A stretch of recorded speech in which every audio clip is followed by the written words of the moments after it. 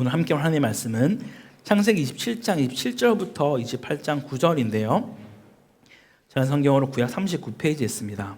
오늘도 본문이 길기 때문에 교독은 28장 1에서 9절까지만 함께 교독하도록 하겠습니다. 다 찾으셨으면 한 절씩 교독하고 마지막은 합독해서 읽겠습니다. 제가 먼저 28장 1절 읽습니다. 이삭이 야곱을 불러 그에게 축복하고 또 당부하여 이르되 너는 가나안 사람의 딸들 중에서 아내를 맞이하지 말고 사람으로 가서 내 외조부 부두엘의 집에 이르러 거기서 내 외삼촌 라반의 딸 중에서 아내를 맞이하라. 전능하신 하나님이 내게 복을 주시어 내가 생육하고 번성하게 하여 내가 여러 족속을 이루게 하시고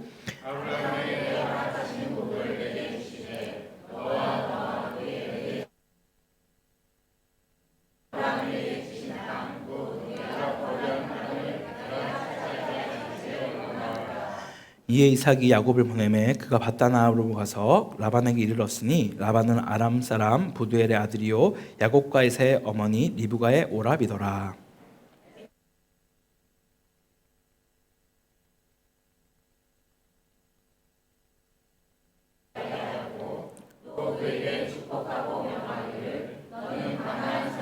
너희들 중에서 아내를 맞이하지 말라 하였고 또 야곱이 부모의 명을 따라 밧단아람으로 갔으며 에서가 또 본즉 가나안 사람의 딸들이 그의 아버지 이삭을 기쁘게 하지 못하니 함께 읽습니다.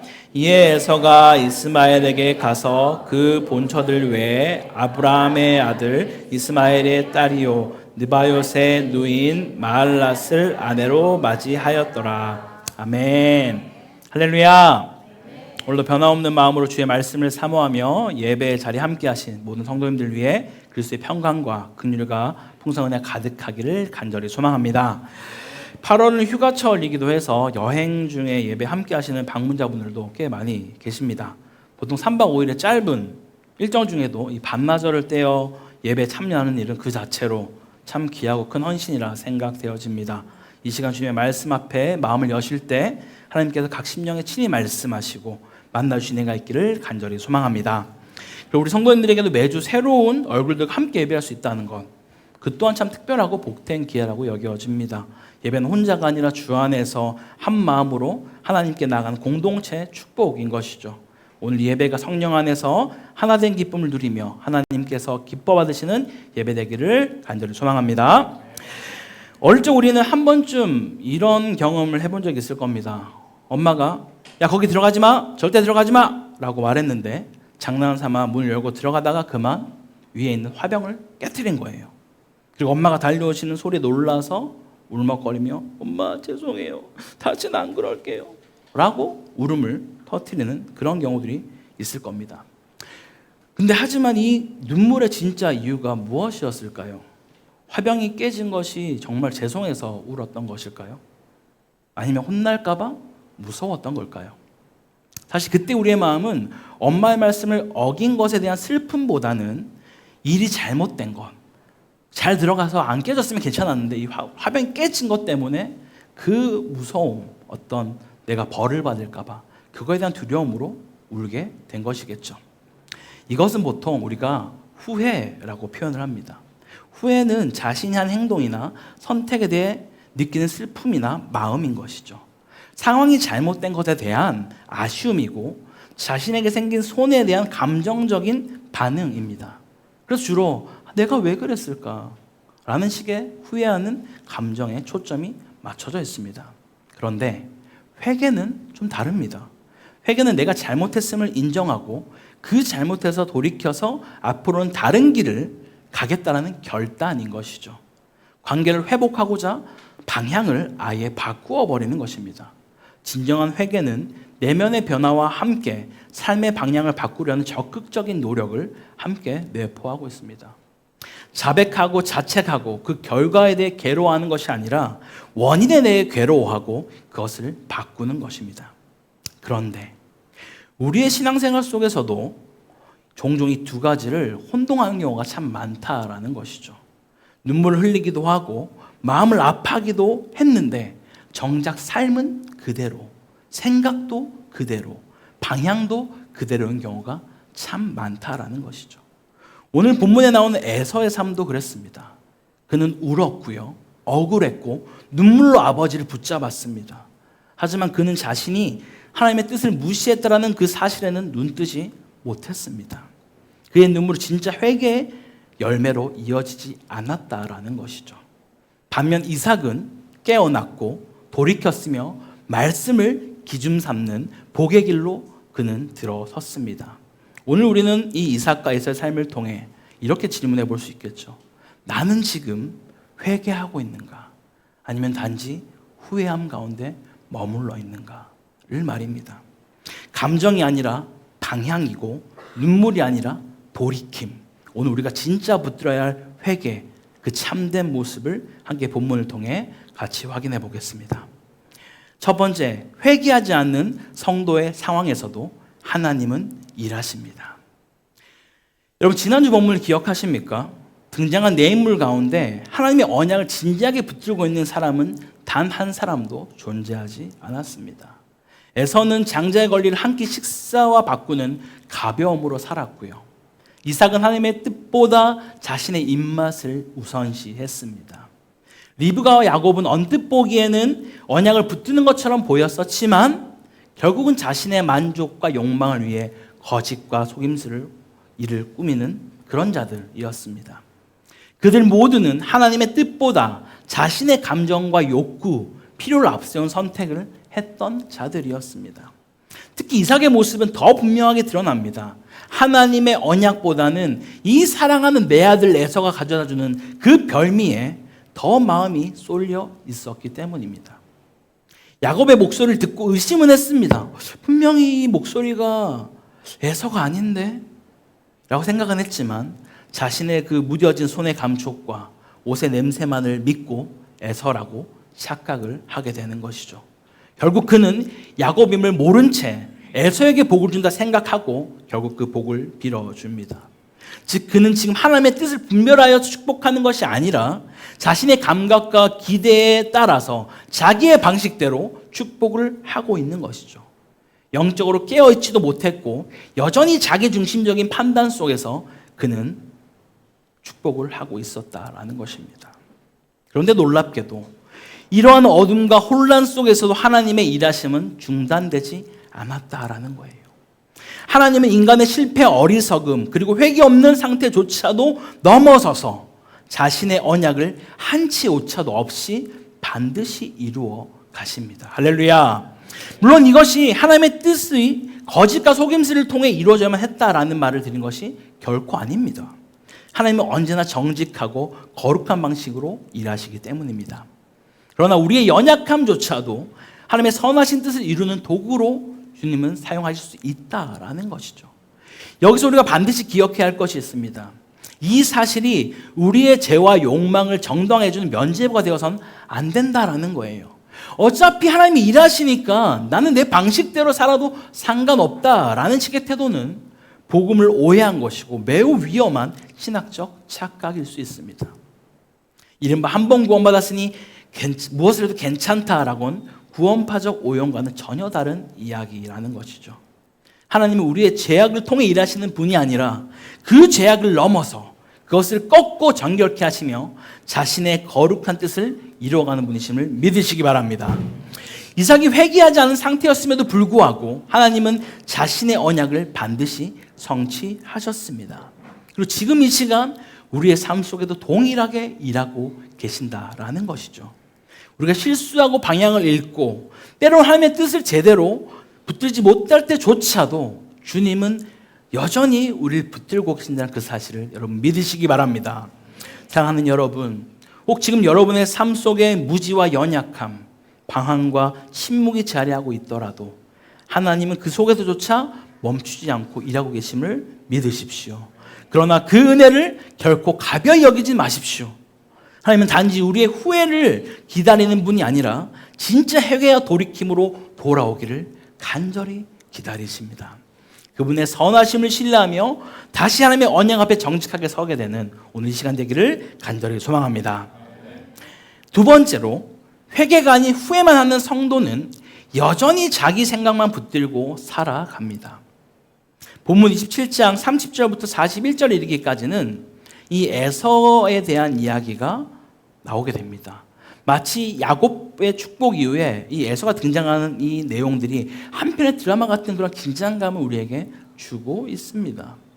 야곱이 축복을 받고 방금 자리를 떠서 그 장막을 나오자 저 멀리 헐레벌떡 에서가 사냥 고기를 들고 뛰어오는 모습이 우리는 상상할 수 있습니다. 마치 이 장면이 선명하게 대비되면서 이야기가 점점점 고조되고 있는 것이죠. 에서는 여느 때처럼 자신이 만든 그 별미를 당당히 내밀며 아버지에게 말합니다. 아버지, 이제 저에게도 축복해 주시옵소서 라고 말하죠. 그는 여전히 자신이 축복을 받을 자격이 있다라고 믿고 있는 거예요. 그러나 우리는 알고 있습니다. 애초에 그는 장자권을 가볍게 여겼고요. 단순히 허기 때문에 그 권리를 야곱에게 넘긴 장본인이 바로 에서 자신이었습니다. 즉 하나님의 언약과 축복을 처음부터 소중히 여겼지 않았던 자가 바로 에서인 것이죠. 그런데 지금은 아무 일 없다는 듯이, 그런 일은 전혀 없었다는 듯이 그 과거는 다 잊은 채 축복을 당당히 요구하고 있다라는 것입니다. 이 얼마나 염치 없는 모습입니까? 이삭은 이 사실을 깨닫고 자기가 축복한 자가 에서가 아니라는 사실을 알게 되며 몸을 떨게 되죠. 그리고 말합니다. 그가 속여서 복을 받았고 나는 그를 축복하였으니 그는 참으로 복을 받을 것이다 라고 이야기를 합니다. 이 말을 들은 에서는 어떻게 합니까? 큰 소리로 울부짖습니다. 내 아버지여, 내게도 축복하소서, 내게도 그리하소서 라고 처절한 울음과 복에 대한 절박함, 언뜻 보면 진정한 회개처럼 보여질 수도 있습니다. 눈물도 있고 그 감정이 실려져 있으니까요. 하지만 그의 다음 말을 들어보면 이 눈물이 진짜 회개 눈물이 아니라는 것을 우리는 알 수 있습니다. 내 동생이 나를 속여 복을 빼앗았습니다.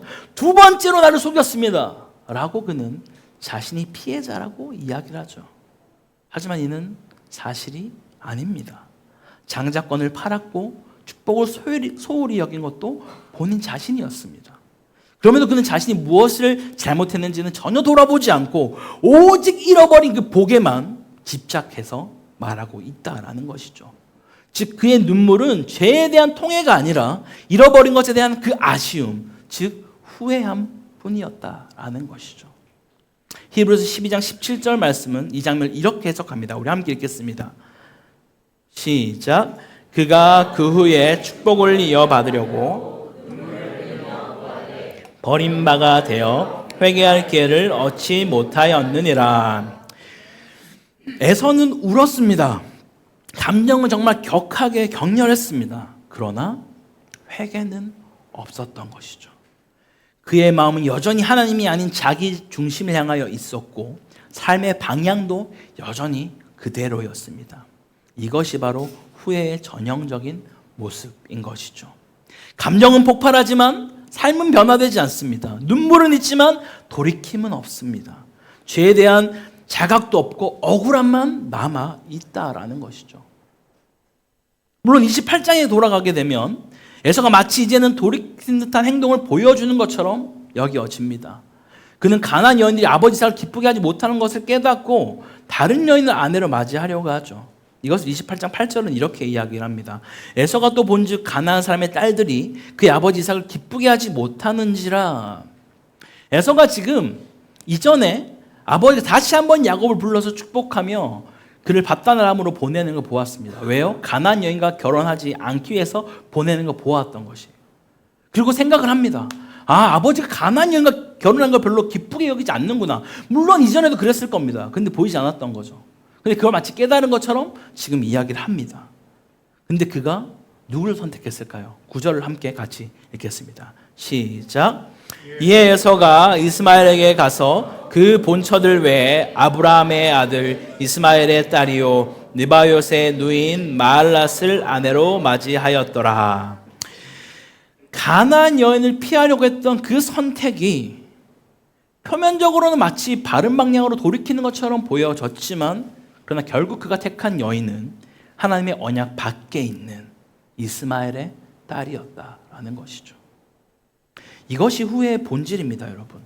감정적으로 바꿔보려고 하지만 중심에는 하나님이 없으니까 하나님의 언약 밖에 있는 그런 사람을 선택하게 되는 그런 잘못을 또 저지르고 만다라는 것이죠. 그는 진심으로 하나님께 묻지 않았습니다. 말씀의 기준을 전혀 두지 않았습니다. 그저 상황을 좀 모면하려고, 만회하려고 자기식의 시도를 했을 뿐인 것이죠. 후에는 행동을 방향을 바꾸는 그 힘이 없습니다. 회개만이 삶의 기준과 선택을 바꿀 수가 있습니다. 사랑하는 여러분, 우리는 과연 에서와 얼마나 다른 삶을 살아가고 있습니까? 격렬하게 울며 기도했지만 그 눈물이 정말 하나님을 향한 회개의 눈물이셨습니까? 아니면 원하는 결과를 얻지 못한 것에 대한 아쉬움과 분노의 표현은 아니었습니까? 우린 종종 기도했다 말하고 눈물 흘렸다라고 말하기도 합니다. 하지만 중요한 것은 내 감정의 표현이 아니라 내 삶의 방향이라는 것이죠. 회개는 감정이 아니라 방향입니다. 회개는 아쉬움이 아니라 돌이킴입니다. 회개는 억울함을 말하는 것이 아니라 내 죄를 인정하고 하나님의 뜻으로 되돌아가는 것입니다.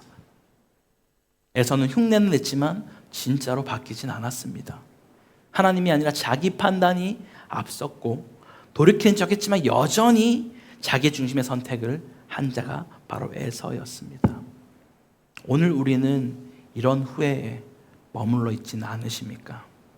하나님의 뜻인 것처럼 보이지만 사실은 내 방식대로 결정하고 울긴 울었지만 여전히 삶은 그 자리에 머물러 있다면, 회개의 자리가 아닌 후회의 감정에만 붙잡혀 있다면 이제는 그 자리를 박차고 일어나야 할 때입니다.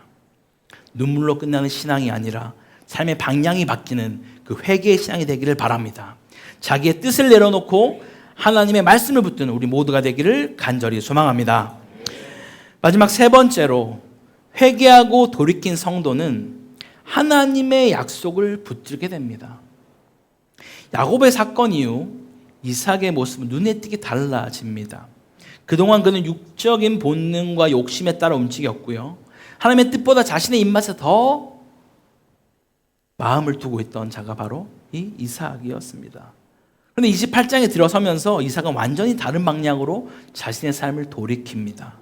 그의 말과 행동에서 하나님을 향한 진지한 회개와 순종의 열매가 보여지기 시작하는 것이죠.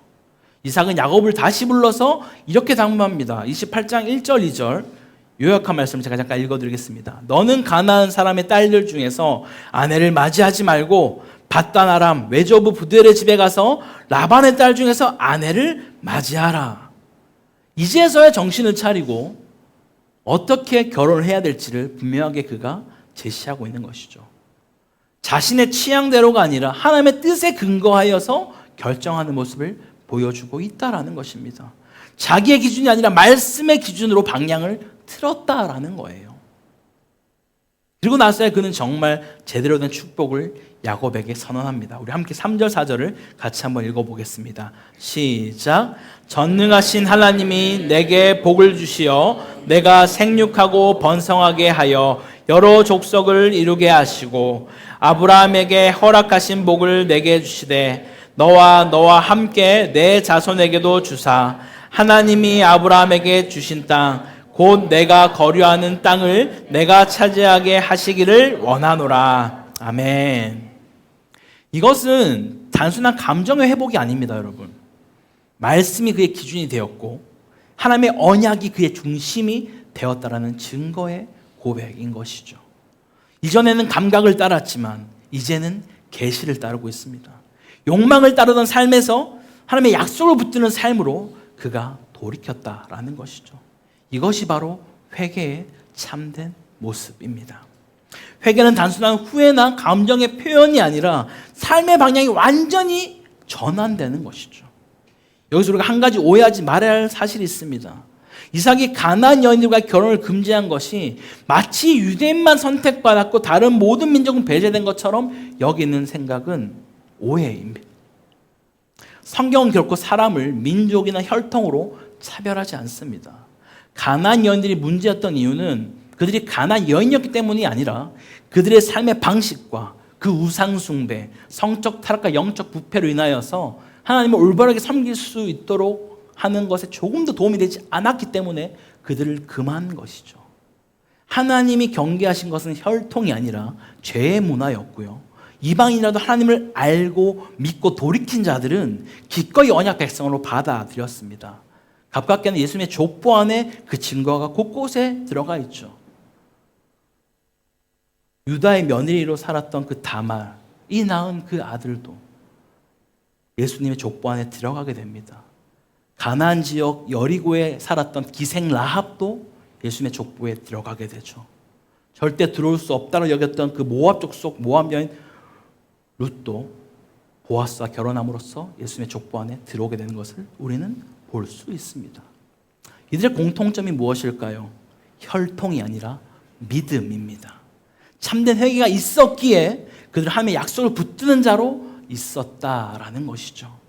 사랑하는 여러분, 우리는 지금 어떠한 삶을 살아가고 있습니까? 진정한 회개가 내 안에 일어났다라면 그 증거는 우리의 삶의 방향과 붙드는 기준에서 반드시 달라지게 되어 있습니다. 여전히 세상의 기준, 나의 욕심을 붙들고 있다라면, 감정은 앞섰지만 행동이 변하지 않았다라면, 말씀보다 내 경험과 감정을 더 신뢰하고 있노라면 그 회개는 아직 참된 회개가 아닐 수 있다라는 것이죠. 회개는 말이 아니라 돌이킴입니다. 눈물이 아니라 붙드는 방향입니다. 회개한 자는 말씀을 붙들고 하나님의 기준 삼으며 살아가는 것이죠. 과거의 잘못에서 등을 돌리고 이제는 하나님의 언약을 향해서 나아가는 것입니다. 오늘 우리 안에 그러한 회개가 여러분 일어나셨습니까? 나는 지금 무엇을 붙들고 살아가고 있습니까? 내 삶은 어떤 기준을 따라서 여러분 나아가고 있습니까? 회개 이후의 삶이 어떻게 달라지셨습니까? 지금 이 시간 다시 한번 우리 자신의 삶을 돌아보며 하나님의 말씀과 약속만을 붙들고 아버지의 마음에 합한 자로 살아가는 우리 모두가 되기를 간절히 소망합니다. 우리 사랑하는 코타키나발루 한인교회 성도 여러분, 하나님은 회개하지 않는 자의 삶에서도 일하시지만 참된 회개로 돌아오는 자에게는 말씀의 약속을 주시고 그 언약을 이루어 가십니다. 하나님은 후회의 감정이 아닌 돌이키는 선택, 바뀐 방향을 원하십니다, 여러분. 오늘 우리의 눈물보다 더 중요한 것은 지금 내가 어딜 향해 걸어가고 있는가입니다. 이제는 멈춰선 자리에서 일어나서 우리의 뜻을 내려놓고 말씀을 붙들며 하나님의 뜻을 따라 살아가는 회개의 증거가 분명한 인생으로 살아가기를 소망합니다. 그 길 위에 하나님은 반드시 우리와 함께 하시며 그 약속을 친히 이루어 가시는 것을 날마다 보게 되는 우리 모두가 되기를 주님으로 간절히 축원합니다.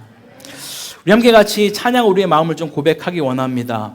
주님, 정말 내 마음을 보시옵소서. 내 마음 안에 선한 것이 하나도 없습니다.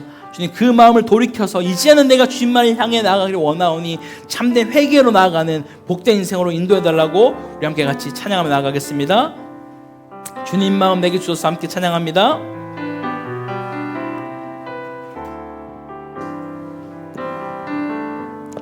보소서 주님, 나의 마음은 선한 것이 하나도 없습니다. 주님, 선한 것 하나 없습니다.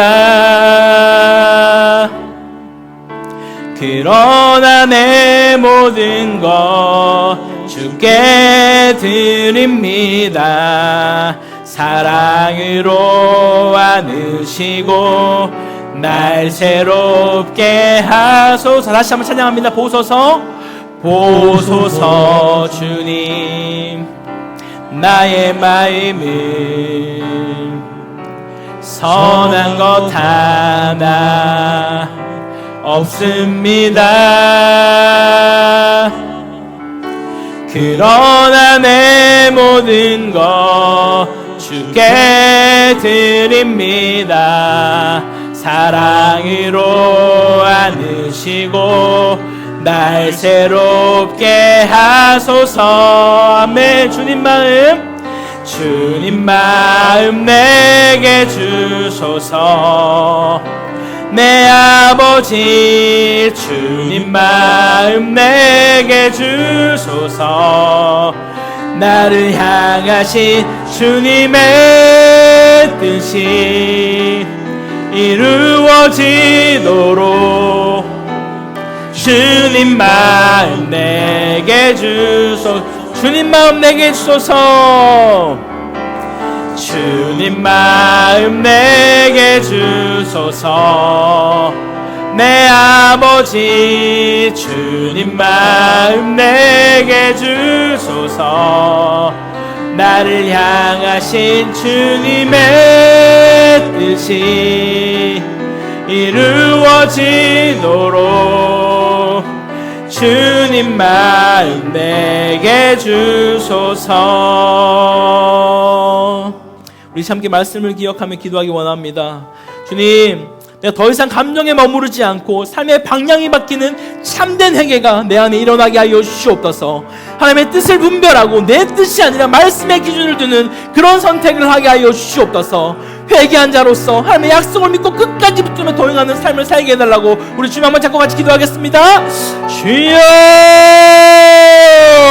하나님 아버지 감사합니다. 아버지, 오늘 이 시간 우리가 또 함께 이 말씀을 통하여서 우리의 삶에 회개인가 후회인가를 바라보며 주님 내 삶을 돌아봅니다. 주님, 내가 주 앞에 울며 또 정말 처절하게 그렇게 부르짖으며 나아갔던 것이 혹시 회개가 아닌 후회의 어떤 제 수천 아니었는지 이 시간 내 삶을 돌아봅니다. 주님, 정말 우리가 더 이상 감정에 머물러 있지 않고 삶의 방향이 바뀌는 참된 회개가 우리의 삶 가운데, 우리의 마음 가운데 일어나게 하여 주시옵소서. 주님, 그래서 더 이상 이 세상에서 말하는 그 기준으로 살아가는 자가 아니라 하나님의 뜻을 분별하고 아버지 이 땅을 본받지 않으며 이 세대를 본받지 않으며 하나님만을 따라가는 거룩한 세대로 살아갈 수 있도록 주여 인도하여 주시옵소서. 내 욕심과 내 욕망과 내 기준을 따라 살아가는 자가 아니라 하나님의 말씀의 기준을 두며 살아가는 복된 인생으로 우리를 인도하여 주시옵소서. 아버지, 이제 정말 내가 회개한 자라면 내 삶을 온전히 돌이켜서 주님을 향해 나아가는 자가 되게 하여 주시고 주님과의 약속을 끝까지 붙들고 나아가는 복된 인생들로 인도하여 주시옵소서. 살아계신 역사하신 하나님, 그렇게 우리의 삶 가운데, 우리의 가정 가운데, 우리의 직장과 모든 영역 가운데 임하셔서 역사하시고 통치하시고 인도하여 주시옵소서. 아버지, 그래서 찬양합니다. 역사하여 주시옵소서. 언제나 우리를 안으시고 품으시는 사랑의 하나님 아버지, 우린 종종 눈물을 흘리며 회개했다 생각하지만 그 자리에 여전히 머물러 있었음을 고백합니다. 하나님, 우리의 감정만이 아니라 삶의 방향이 바뀌게 인도하여 주옵소서. 우리의 기준이 나 자신이 아니라 주의 말씀이 되게 하옵소서. 참된 회개는 돌이킴입니다. 우리의 걸음을 되돌려 주님께를 향하게 주님 인도하여 주시고 내 뜻을 내려놓고 하나님의 뜻을 따르며 약속의 말씀을 굳게 붙드는 참된 성도의 삶을 살아가게 하옵소서. 이 모든 말씀 살아계신 우리 주 예수 그리스도의 이름으로 기도드립니다. 아멘.